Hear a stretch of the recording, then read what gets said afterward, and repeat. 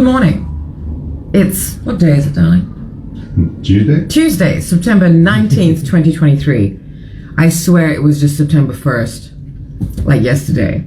The days are going by incredibly fast. I have just smeared my favorite eyeshadows on my eyes. So when you're not a makeup person, application person, you just tend to put your fingers in the eyeshadow palettes and just smear. And I love that. I just love washes of color all over me. This is the news hour, I swear. But this is news too, because women wear, or people wear eye makeup, etc., etc. So, you don't have to perfect it. You just smear it. That's the whole point of color.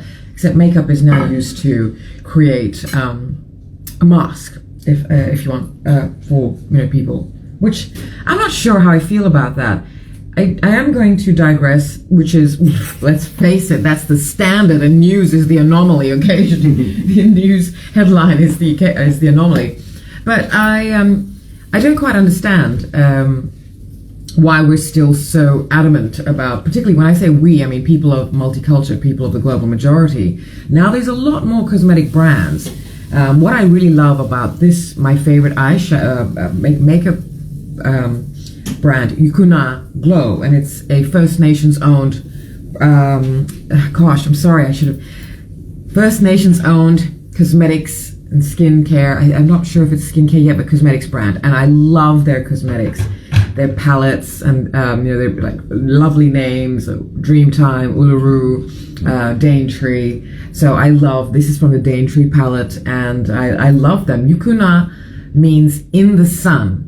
And it's in the Barkindji language, which is from the Baka region. Baka, known to modern Australia, is the Darling Basin. So there, I will put Yuku-na Glow, but if you find them, they're on Instagram, and they have the most beautiful colors, and that's what I loved about them. They led with their colors for embellishment, not with the colors to hide.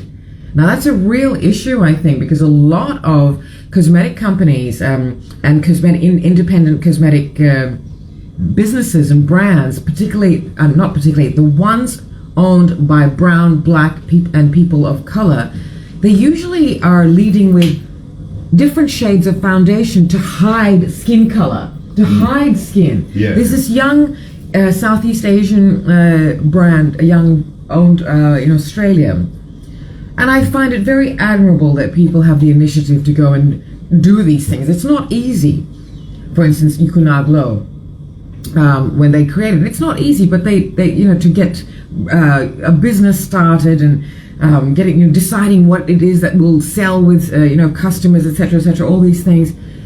So a lot of cosmetic companies that are owned by people of multicultural and people of color start off with foundation shades. Like now we also have shades to match the thousands of skin shades that are the colors of the people of the global majority. There's not just one skin shade. Before, particularly, Natalia, you may not know this, but no, I don't. I'm listening. You won't know this, but cosmetic companies they have foundations. You know what foundation is? I don't use that stuff, so you don't. It's something you put underneath the makeup? Yes, as befitting the name, because foundation is always the foundation of anything you start with. So foundation, actually before foundation starts, there's a whole lot of things that people do to make sure the foundation doesn't slip. Again, in building terms, you've got to do that. In order to make, and also, you can consider, it's very much a personal thing too.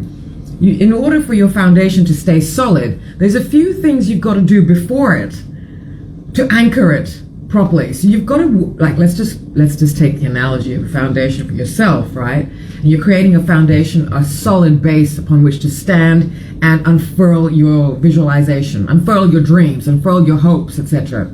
Go get them. But you need solid ground. You need a foundation. But that foundation has to be built on solid ground as well. Foundation can't be built on quicksand or sand. You can't have something. You can still have it on. This is an analogy that is going all over the place, really. But in order to have foundation, you've got to actually have solid ground. So that's also the same for my makeup. Foundation has to stick on something, so you've got to make sure. Unfortunately, a lot of the products now, darling, are based on masking the face. And the product ingredients are getting better and better. Technology is such. I have got one cream that's called BB cream. Now, BB stands for beauty balm. All these fancy names and acronyms and all sorts of things, the beauty business. It's big business. It's a multi-squillion dollar business. You know, the business of making women feel bad about themselves and making them feel empowered by masking themselves. So skin shades and cosmetics and foundations. This young brand that was, and I came across it and I asked the question, why do you still feel the need as an old woman, as a woman in her 50s? I'm asking young women and young people, but especially young women, why are you feeling the need in these days when we are more open about this and we are so, open, the discussions about when we talk about skin color and skin shades, etc. Why are we still masking our skin? Why is it that when the Eurostream white people are heading towards, no, you must be clear, blah, blah, blah, why are brown and black people more and more creating products that mimic the idea of perfect skin? And what's this idea of perfection anyway? Why are women so ashamed, in particular, to show their skin? Not all women, of course, but in general, women get really embarrassed to show their skin. It's a very strange thing to me. And to the filters, right? And the filters. That's why the filters exist, so that everyone can look like they're perfect. Smooths your skin out. Yes, it's awful. I'll show you. I found this. Airbrushing, Brilliant. Photoshopping it. But not brilliant, but like the way it works. This AI app that's advertising on Instagram, and so I did a thing, and I've screen recorded it, so I'll show you this how these things change your face. It's crazy. And of course, they all start with changing the skin color. So they make all skin color lighter.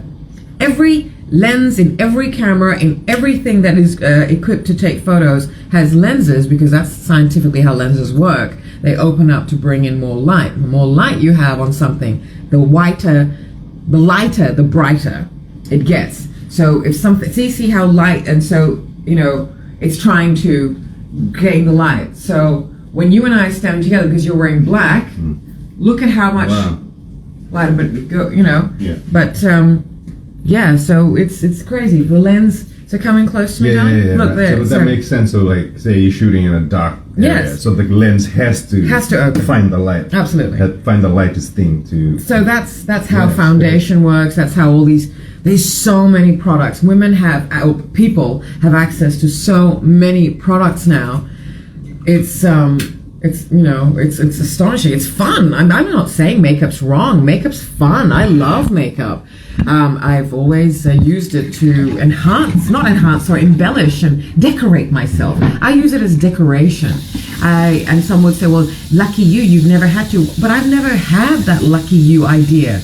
My face, when I was a teenager, went through pimples.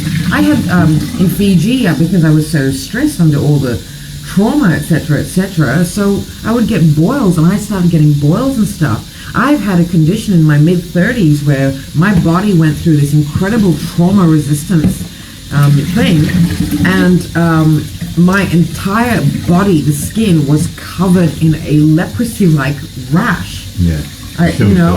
I've shown you, and so I've had a lot of things happen to me. I've had way more things happen to my skin and my face and body than people who insist on hiding it because society tells them their skin's not perfect. So please don't talk to me about privilege here, because I've had two sides of it. Yes, I've had this, but I've also had times when my skin is covered in my all over body in a terrible rash, and then I was left with the aftermath for years.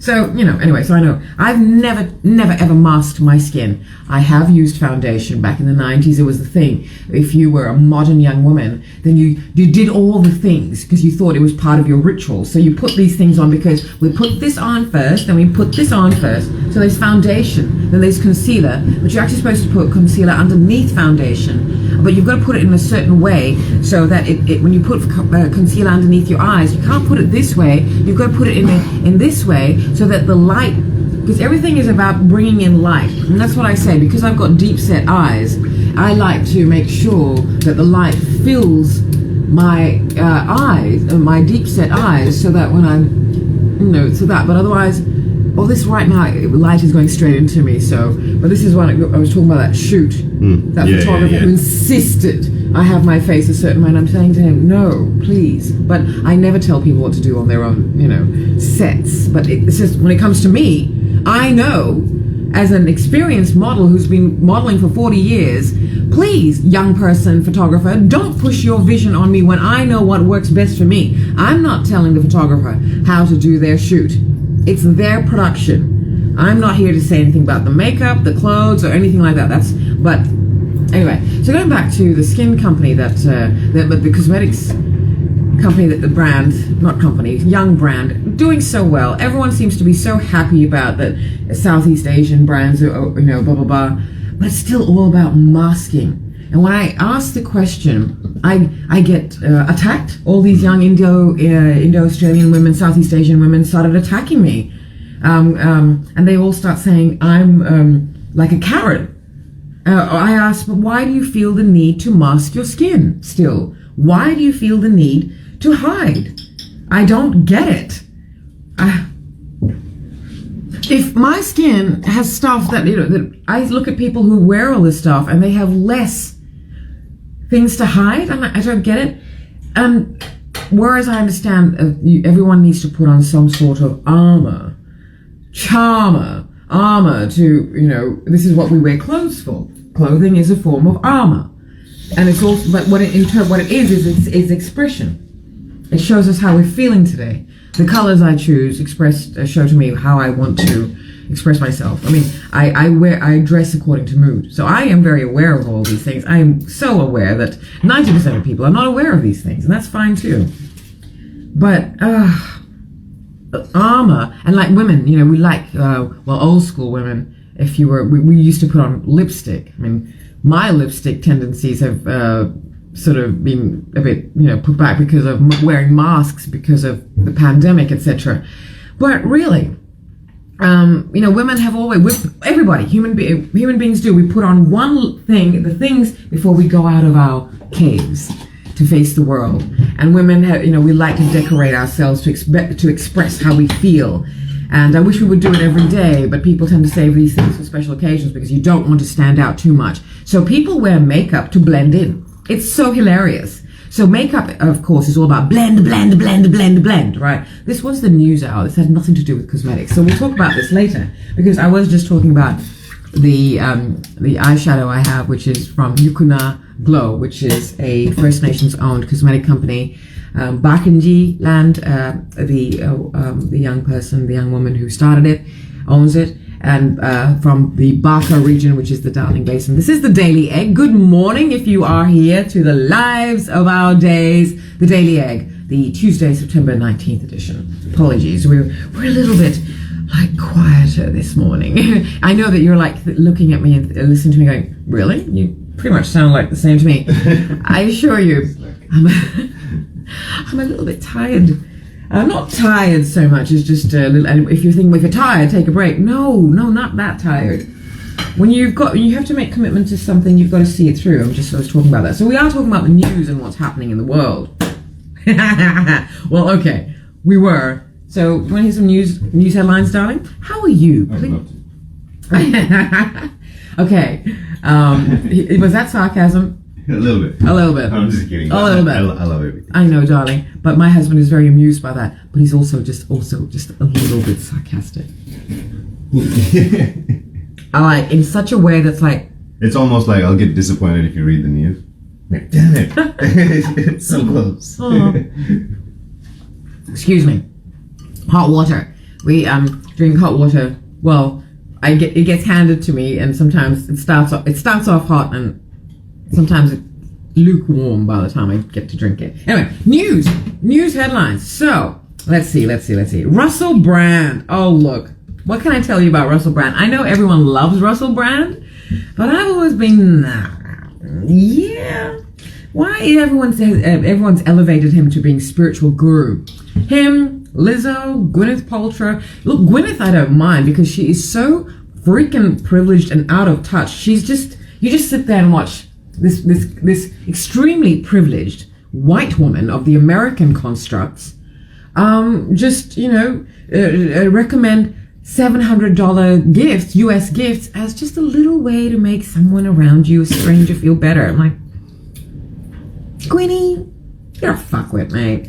But I like her because she just knows what she knows. She in her world, she chooses to be excellent and privileged and completely out of touch and insular. But what the hell? But I'm talking about Russell Brand, right? So Russell Brand has been accused of all sorts of things now.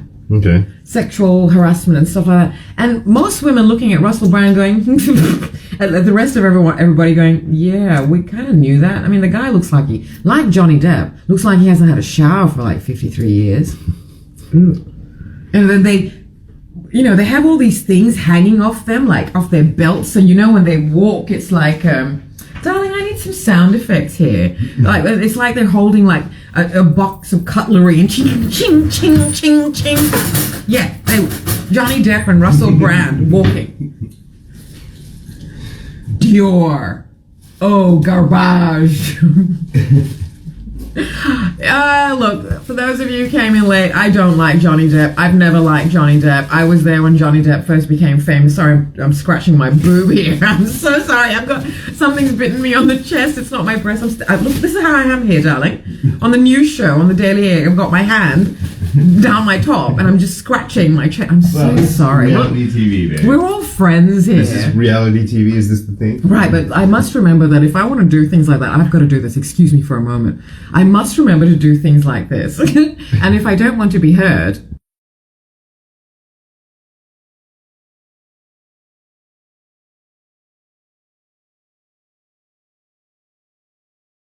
whoa, I'm sorry. Sorry, thank you for telling me, everybody. I'm so sorry. I forgot to turn the mute button back on.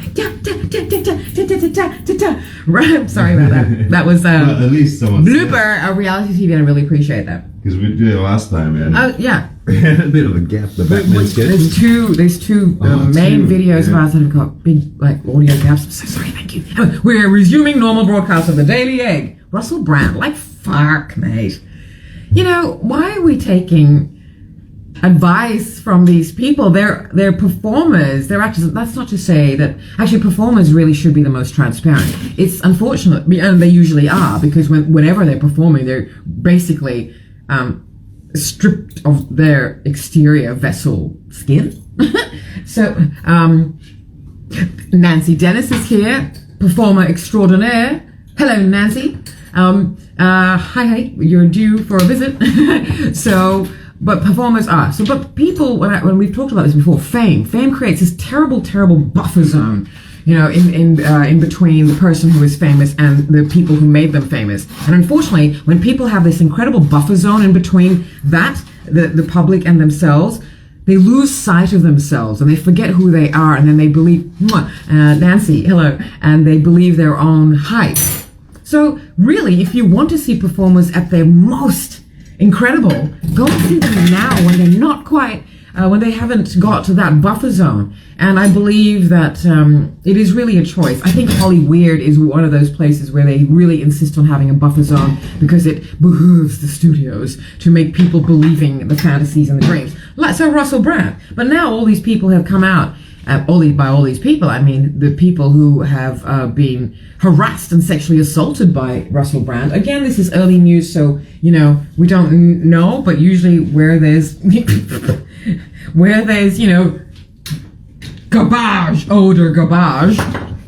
mate, there's a stench with the eau de garbage people. So look at this. So Brand sent a BBC car to collect this woman who has come forth. And said that he's done this to collect her from the gates of a school when she was 16. And so there's the allegations of rape, sexual assault, and emotional abuse, and he says it's insulting. Likewise, Lizzo has not quite addressed what she has said. And for those of you who've come in late, I used to love Lizzo. I still support her. I no longer follow her social media accounts because about a year and a half ago, I realized she's acting like an older teenage white boy, and it was like at a strip club all the time, and it's like, okay, but that's not for me to go onto her channel and say, what are you doing? But I am reading the comments, and I see a lot of a lot of Black American women say to her, "Come on, this is not our representation." But anyway, I there was a reason why, and no shade, because all of us love Lizzo, and look, she's phenomenally talented. But people placed her talent on her way, and anyway. She's an activist, sure, but what you do on your platform better be less than what you do behind the scenes. As if you are an activist, it's great that you're using your platforms and social media, etc., to really say your things, but you really better walk your talk. You better run your talk behind the scenes. And I'm not saying run in terms of exhaust yourself out, but you better. This sounds preachy. You better do this. You better do that. And better do nothing. Sick and tired of people telling them what to do, right? This is not an advice column. This is the news show with occasional news. And an egg. And an egg. We've got the daily egg. And my husband's been eating his breakfast, so allow me my first egg bite. So, yes, it's just very disappointing. And it's very disappointing that we put celebrities on such a pedestal, and that when they do make human mistakes, and now in the days of everyone knows everything, this visibility, but you don't really know everything. You just know what you see, and people don't bother to unpack those screens even further. Now, we are conscious of time, my darling, because we do actually have things like work to go to, and meetings and stuff like that. So, but the news headlines. Anything else we want to talk about? I do want to talk about the whole cosmetics thing a bit more, and how. Why are people still getting rich off making things that mask people? And great, people of multicultural, aka people of color, the global majority, now have colors to match the thousands of skin shades we all are, from the most luminous, pearlescent, deepest melanin to a bit of a non-exposed melanin. That's us. What people don't realize, which is also some housekeeping here, I no longer say white when I'm really, really pushing my language, because we do have to change our language. I don't say white people when I'm talking about Eurostream people, because every racial grouping has shades, has differing shades. People think that brown people, black people are always. I don't know. It's weird. It seems to be like 50 shades of white and 1 shade of melanin. It's crazy. It's crazy what's sort of as color in this world. But anyway, but even the Eurostream white people aren't white. And what's with the fake tan mates? I mean, if it's so bad to be our colors, anyway. So we will get into that, because as an older woman, as a woman in her 50s, I'm very perplexed by what's going on in it's still in the masking thing. So that's why I also, just going back to what I was saying, I don't say white people when I'm referring to Eurostream people. I do say Euro people, Eurostream white people. It is a lot more words I'm adding to my language, but I want to change it, and that's the choice I'm making, to add more words to how I'm going to describe something, so I make everything be seen a bit differently. So we'll talk about all those things later. I've got some topics here. I don't really know. I was saying something about respect. And I do admire young people, but as an older woman, I don't need their respect. Because I find that when older people chase younger people's respect, they lose something, and they look for relevance, like the supermodels of the Eurostream fashion construct. Supermodels, okay? There's only one set of supermodels, and those are the women that we know as supermodels in the Eurostream fashion industry, because it became the world's fashion industry. So they hold on to their idea of to what made them supermodels, and I have a real issue with that. Again, I've unpacked that in a longer conversation a few episodes ago, and I think it's the one where I've got clickbait on it, or 2 of them where I've got a photograph of myself at I was 22 and I'm wearing a bikini. I was headlining fashion, always all the top models at the time in a fashion show. Anyway, so it's clickbait. But I'm talking about age from an older woman's point of view. That's not news right now, so But what I'm saying is that I don't need their respect. I value young people's opinions. I respect them. I respect what they have to go through, what they're living through, what the world is right now for them, what's going to happen for them further. We come from times when we can say, look, the world used to be pretty good for a modern person living in a societal construct, a modern city. Now, we're all crying over the cost of living. I'm not crying, but, well, we are. But it's not a joke. It's not crying like, oh, woe is me. People are struggling. And young people, holy cow. So there's young people who came out of the pandemic, right? So they left school. Think of this, the school leavers. Oh gosh, 2019. Ready to hit 2020. Ready to, go explore the world, right? Pandemic hits, 2 years. After that, the cost of living. So they are, so let's just say 18, 20, they're 22, 23, 24-year-olds, 20-year-olds, 23, 20. It's a very expensive world for them. It's a terrible world. All these young people having to, I do say things like, because I still am that old auntie, where I'm like, come on, young people, can you stop crying over a broken fingernail? You don't need a self-care day for that. And the other side of me is like, take all the self-care days you want. Do not let trauma fester in you. Do not keep this shit inside you. If other people have heaped their trauma residue on you and made you suffer for their weaknesses, don't you keep it inside you.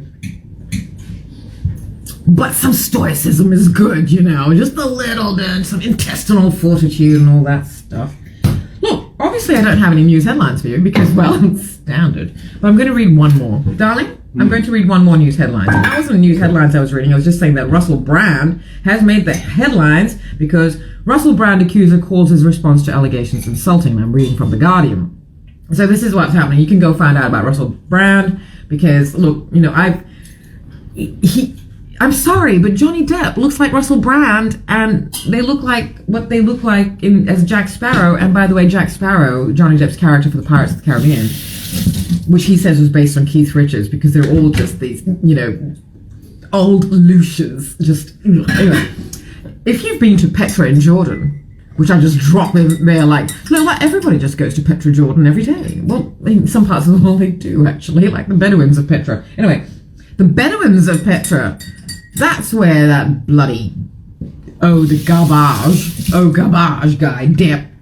I'm not a fan of Depp, and I have never been a fan of Depp, and this has got nothing to do with Amber Heard. Those two, although I'm more of an Amber Heard believer than I am Depp, because I first saw Depp back in the mid-'80s when 21 Jump Street first came out, and I looked at him and I thought, you're ripe to be corrupted. Waiting to be corrupted was Johnny Depp back then, mid-'80s, and voila. That's what we have now, and the news. Oh gosh, I wonder what's happening with the war, Putin against Ukraine and the world. Oh my gosh, what's going on? So essential poll, look, oh gosh. Indigenous voice, no voters in majority for first time.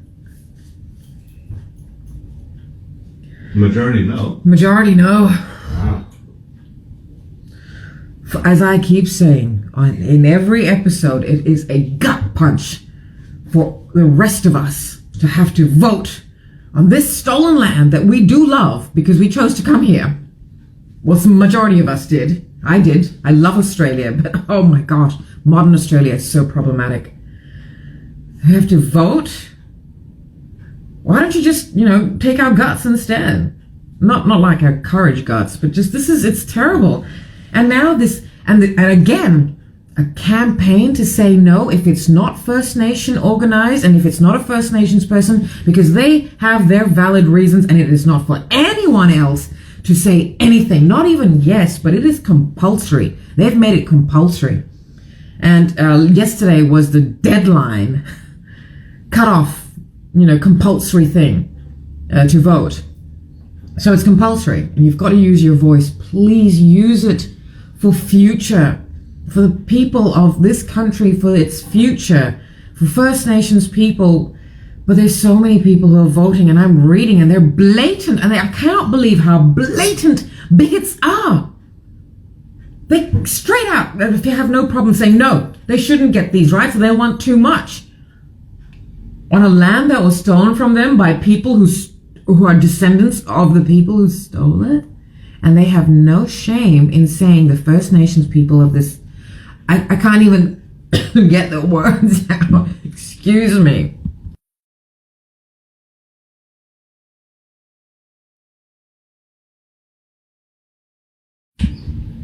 Look,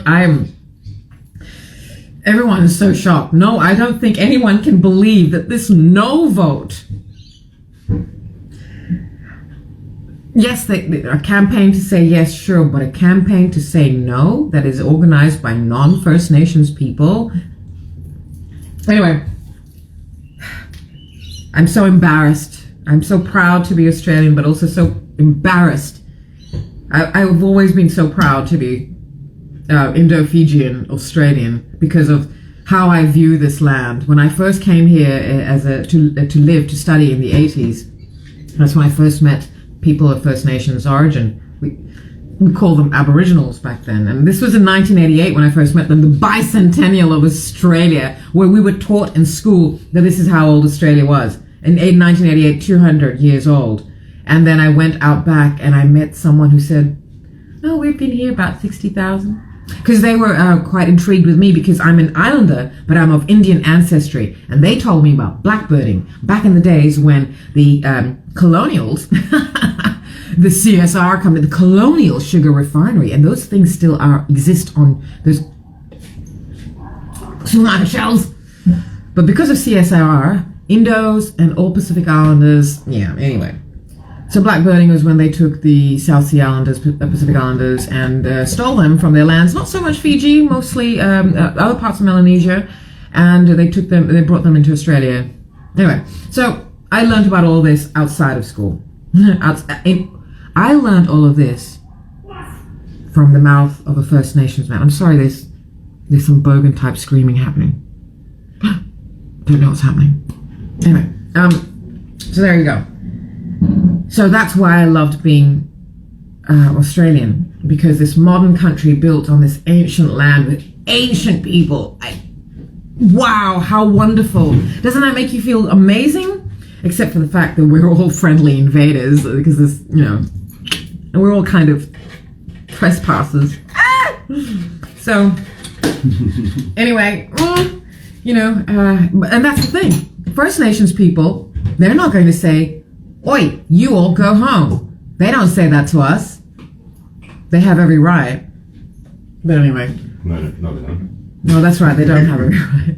They don't have any rights. Yeah. But people who want to say they have all the rights, they like to say all these things that they have all the rights in the world, blah, blah, blah. Because look, particularly now, particularly when everybody is struggling, particularly when those poor people with 2 mortgages and 2 cars and 10,000 kids, when they're struggling to pay for all of this. Jokes aside, which are based on truth and fact, there are people who just are normal people. And when I say normal, just, maybe they're just a couple, maybe just one, single people, are finding it hard.